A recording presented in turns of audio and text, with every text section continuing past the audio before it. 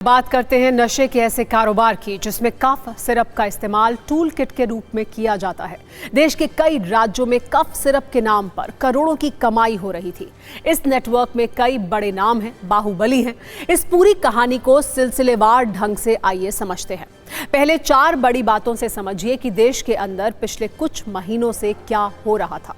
सबसे चौंकाने वाली बात यह है कि कफ सिरप के नाम पर नशे का कारोबार हो रहा था। इसकी अवैध तस्करी और बिक्री ऑर्गेनाइज्ड नेटवर्क के तहत चल रही थी। यूपी, बिहार, पश्चिम बंगाल से झारखंड तक सप्लाई चेन थी। इतना ही नहीं, नेपाल और बांग्लादेश तक नशे के लिए कोडीन युक्त कफ सिरप की सप्लाई की जा रही थी। कहानी यही है कि कवर तो कफ सिरप का है, अंदर बहुत ही खतरनाक नशा है जो पूरी पीढ़ी को, हर उम्र के लोगों को जान से मार सकता है। ऐसे में आपके मन में यह सवाल उठ रहा होगा कि आखिर इतने बड़े गिरोह का मास्टरमाइंड कौन है?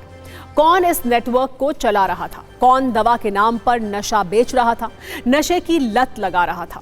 सरकार, पुलिस, कानून सभी को चुनौती देते हुए ये धंधा कर रहा था।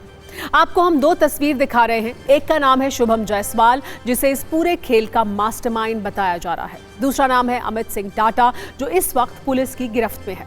कल इसे गिरफ्तार किया गया। पुलिस को शुभम की तलाश है।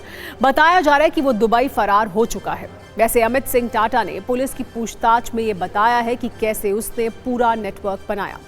एसटीएफ की पूछताछ में अमित सिंह टाटा ने बताया है कि 100 करोड़ रुपए की कफ सिरप खरीदी गई थी। निवेश से 4 गुना ज्यादा मुनाफा होता था। अमित सिंह टाटा ने पहले धनबाद, उसके बाद वाराणसी में फर्म रजिस्टर कराई थी। कोडीन युक्त कफ सिरप खरीदी जाती थी।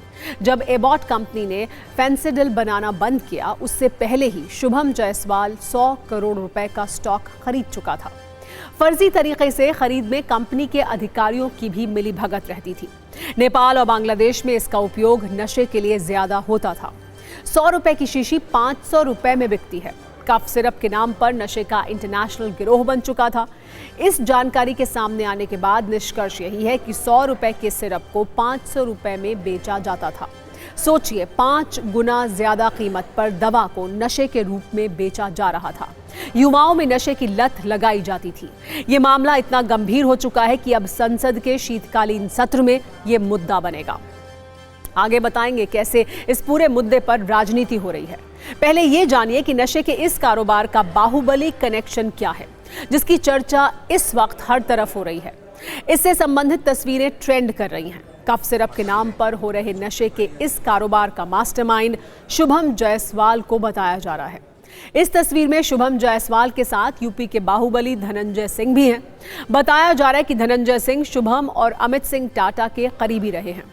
एक जानकारी यह भी है कि अमित सिंह टाटा की गिरफ्तारी के साथ बरामद ब्लैक फॉर्च्यूनर कार का नंबर 9777 है। ये गाड़ी वाराणसी आरटीओ से सुशील सिंह के नाम पर रजिस्टर्ड है। यहाँ ये भी जान लीजिए कि बाहुबली और पूर्व सांसद धनंजय सिंह के काफिले में तमाम गाड़ियों के नंबर भी 9777 होते हैं। ऐसे में इस कनेक्शन को लेकर सवाल पूछे जा रहे हैं। पूरी कहानी की विस्तृत जानकारी और तथ्य जुटाने के दौरान एक पुराना वीडियो भी हमें मिला, जिसमें धनंजय सिंह खुद शुभम जायसवाल की तारीफ कर रहे हैं, उसे अपना भाई बता रहे हैं। शुभम जायसवाल वाराणसी का रहने वाला है। इस आलिशान घर को देखिए, ये नशे के कारोबार की कमाई का बड़ा सबूत है। अब ये घर पुलिस के रडार पर है। अब एक एक पैसे का हिसाब हो रहा है। शुभम जायसवाल की फर्म भी वाराणसी में रजिस्टर्ड थी। वाराणसी में 100 से ज्यादा दुकानों की जांच की गई है। 100 दुकानें बंद पाई गई हैं। बताया जा रहा है कि काफी समय से इन दुकानों में कोई क्रय विक्रय नहीं हो रहा है। सभी दुकानों से क्रय विक्रय का ब्यौरा मांगा गया है। बंद पड़ी दुकानों को नोटिस भेजा गया है। वाराणसी में ड्रग डिपार्टमेंट में असिस्टेंट कमिश्नर ने कहा है कि नशे के लिए कफ सिरप का इस्तेमाल होता था। कोडीन सिरप अब राजनीतिक मुद्दा भी बन चुका है। विपक्ष के नेता सवाल पूछ रहे हैं कि ये आरोप लगा रहे हैं कि नशीले कफ सिरप के खेल में बीजेपी के लोग शामिल हैं। ये भी कहा जा रहा है कि सरकार अपराधियों को क्यों मचा रही है। माफियाओं पर बुलडोजर चलाने वाले बाबा अब नशा माफिया के ठिकानों पर क्यों नहीं बुलडोजर चला रहे हैं। एक सवाल ये भी है कि कोडीन क्या है, क्यों इससे नशा आता है। आपको बता दें कि ये अफीम से प्राप्त एक प्राकृतिक दवा है। इसे आप मॉर्फिन का कमजोर रूप कह सकते हैं। मॉर्फिन एक शक्तिशाली कंपाउंड है जिसका इस्तेमाल नशे के लिए होता है।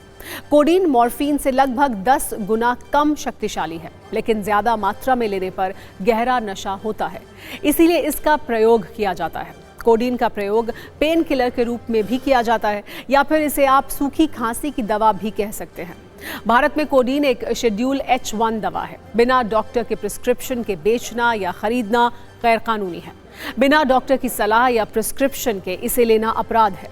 बहुत से लोग इसे नशे के लिए इस्तेमाल करते हैं। इसी का कारोबार शुभम जायसवाल करता था। कोडीन की ज्यादा मात्रा से शरीर को बड़े नुकसान हो सकते हैं। आपको बता दें कि कोडीन सांसें प्रभावित करती है। ओवरडोज के कारण फेफड़ों में इन्फेक्शन हो सकता है। अचानक सांस रुकने से मौत तक हो सकती है। लंबे समय तक इस्तेमाल से क्रॉनिक किडनी डिजीज का खतरा रहता है।